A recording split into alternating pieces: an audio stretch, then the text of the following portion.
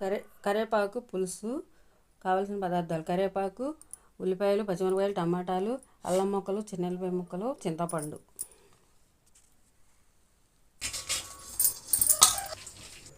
కరివేపాకు నూనెలో వేయించుకొని కొంచెం వేసి మిక్సీ పట్టుకోవాలి మెత్తగా.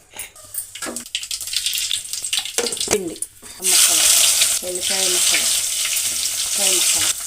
కర్రీలో కరివేపాకు ముక్కలు, టమాటా ముక్కలు, 1 స్పూన్ అన్నదా మసాలా,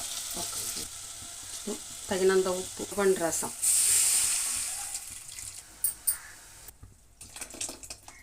కరివేపాకు గుజ్జు.